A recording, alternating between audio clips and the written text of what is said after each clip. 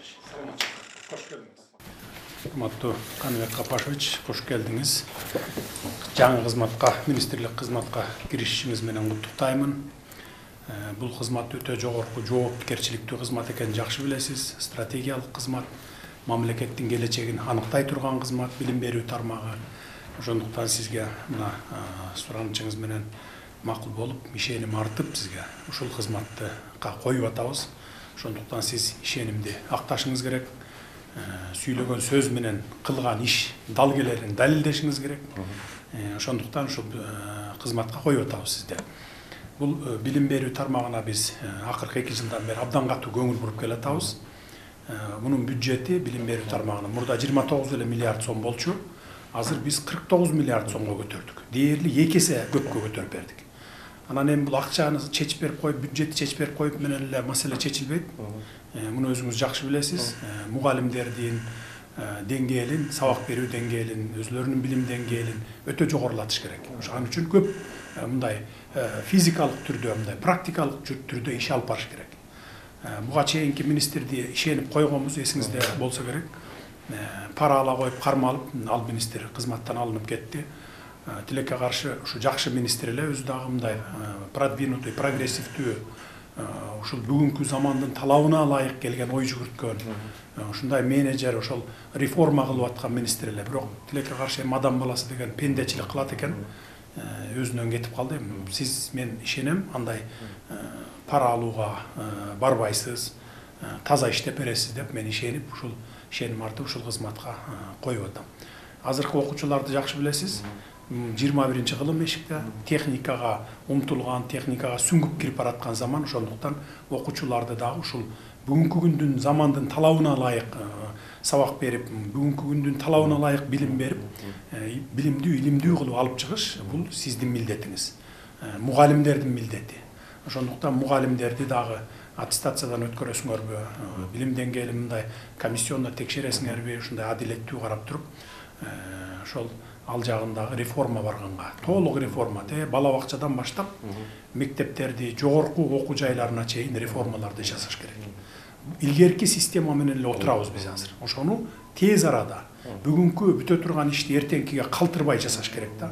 Ошондон анан кийин күнү түнү дебей иштесеңер, ошондо дагы барып алдыда келе жаткан бир 4-5 жылдараң бул системаны оңдойбуз. 1 жылда өзгөртүү киргизип, 1 жылда эле тим эле жомоктогудай кылып жибергиле деген дагы милдет эмес. Бул реалдуу түрдө мындай физикалык түрдө жетишпейсиң да. Ошондуктан баягы экинчи тарабы дагы 4-5 жылды күтүп отура бербей, ушу 1 жылда, 2 жылда ушул 4-5 жылдык алдыдагы жасай турган ишти 2 жылда жасайм деген максат коюп иштесеңер, ошондо бир ийгиликке жетесиңер деп ишенемин. Анан албетте илим тармагы бизде аябай мындай артта калып калды, каралбай калган тармак болду. Аларды дагы катуу көзөмөлгө алып, илим тармагы менен дагы тыгыз байланышта сиз иш алып барышыңыз керек. Анан учкун билесиз, өзүңүз дагы убагында ошол жерде жетекчи болуп иштеп кеткенсиз. Азыр учкунга бардык аппаратураларды алып келип бергенбиз, заманбап аппаратураларды.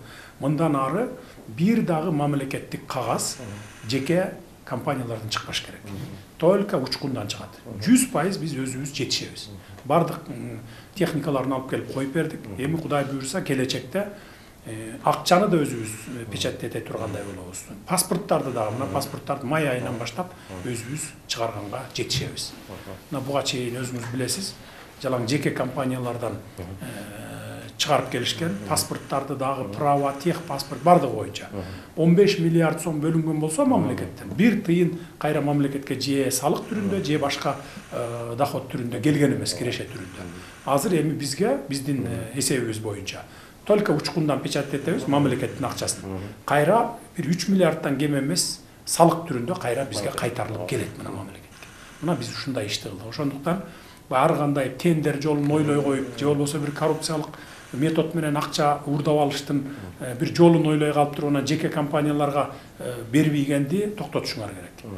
Билим берүү тармагына кандай китеп болобу, тетрадь болобу, же болбосо күндөлүктөр болобу, ушулардын бардыгын учкундан гана печаттетишиңер керек. Бул боюнча менин указым бар. Ошондуктан андан чыгып кете албайсыңар деп ойлойм, бирок пендечилик деген бар экен. Көрүп атабыз буга чейин буйтап өтүп, эптеп баягы акчаны уурдаш үчүн распоряжение менен указды да буйтап кеткен чиновниктер болуп атат. Мен ошонун негизинде сизге баягы алдын ала эскертип айтып коюп атам да.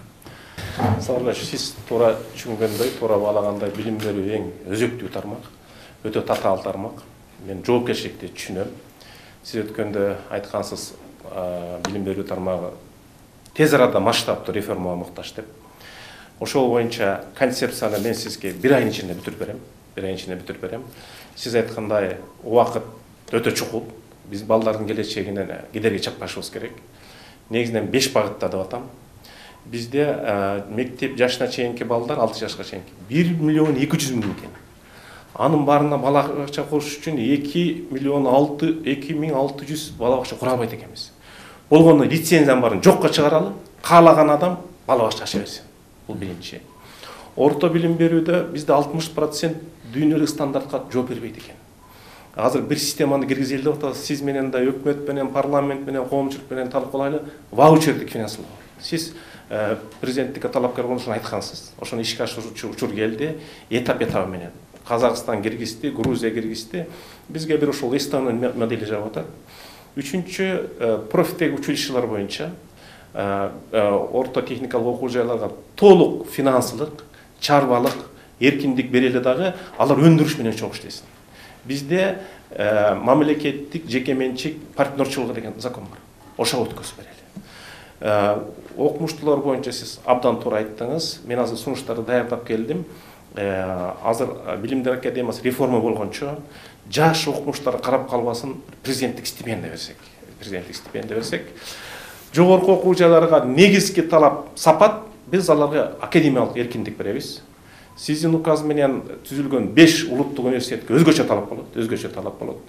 Мисалы үчүн азыр дүйнөдө 2040-жылкы эң маанилүү топ 10 профессия болсо, бизде бир да вуз даярдабайт экен. Сизден Сарбаш бир 3 нерсени өтүнөм. Биринчиден бизде эң мыкты мектептерде байдымалдар окуйт экен. Россияда Путин Сириус мектебин ачкан. Бизде болсо ошол кедей үйлөдөн чыккан бирок таланттуу балдар бар да.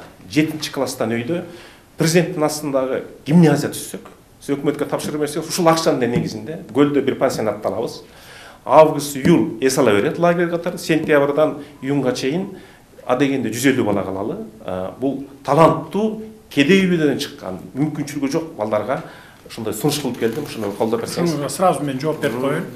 Көлдө 220 балага даярдалып атат. Жакшы болуп турат. Даярдалып, общежитиясына салынып, 20 мугалимден турган мугалимдерге үй даярдап атабыз. Президенттин алдындагы ушул мектеп ушул болот, ушундай мектеп гимназиясы болот. Бүтүндөй өлкөдөн жанагы одаренный балдарды, таланттуу кедей үйлөдөн чыккан таланттуу балдарды алып келип окутабыз. 20 мугалим да ошол жерде жашайт, жашап иштейт дагы, ошол балдарды круглый год окутуп, анан чыгарып турат. Бул сиздин неметиңиз. Анан жана балабакчалар боюнча, балабакча мектептер боюнча. Быйыл Бишкек шаарына 12 балабакча салып атабыз, дагы бир мектеп салып атабыз, чоң мектеп. Ушуну менен Бишкек шаары бүтөт. Мындан ары Бишкек шаарына балабакча дагы, мектеп дагы салбайбыз. Салына турган мектеп керек болуп калса, балабакча керек болуп калса, жеке ишкерлерге беребиз. Мына ошолорго жерин бекер беребиз. Анан коммуникациясын киргизип беребиз. Алар өзүлөрү салып, өзүлөрү жеке менчик мектеп кылып, жеке менчик балабакча кылып иштетсин. Региондорго дагы ошондой биз мүмкүнчүлүк беребиз. Ал эми 100гө жакын 87-97 биз мектеп калды. Республика боюнча айылдарда баягы өзгөчө кырдаалдар министрлиги бул мектептерге окуганга болбойт деген жыйынтык чыгарып берген. Аларды уже алдыдагы бир 2-3 жылда бардыгын салып, жаңылап бүтөбүз дагы. Андан кийин анан айылдарга дагы мектептерди салбайбыз. Эгер салам деген болсо, райондун центрларына 32 шаарыбыз бар. Аларга 7 областтын центрине, анан Бишкек шаарына салам дегендерге биз толук укук беребиз, мүмкүнчүлүк түзүп беребиз. Эми бул мамлекет эле салып, анан мамлекет эле каржылап кете бербешибиз керек, жеке менчиктерге дагы укук беришибиз керек. Алар дагы мына Бишкектин ичинде канча деген жеке менчик эмелер бар, балабакчалар бар, мектептер бар, условиясын, шарттарын жакшы түзүп берген. Ошон үчүн байлардын балдары бар, ошол жакта окуп атышат мисалы. Мейли окуй берсин, а бирок мамлекет биз кедейлердин балдарын жана эң жакшы окуткан мектептерге чогултсак болот. Жанагынтип ал Чолпон Атада бул маселе чечилген. Азыр бир аз тыйын-тыбыр керек болсо, калганын баягы курулушту аягына чейин бүтүрүп эле уже өлкөнүн булуң бурчунан 220 баланы топтойбуз. Муну мурунку келген эки министрге чейин айткам, эми сизге дагы айтып атам. Муну мен өзүм көзөмөлгө чыгарып, көзөмөлгө алып аягына чыгарып берем. Анан Калган ишти сиз жанакы сунуштаган сунуштарыңыз болсо, маган бергиле сунуштарды кат жүзүндө. Мен колуман келишинче бардыгын алдыга жылдырып берем.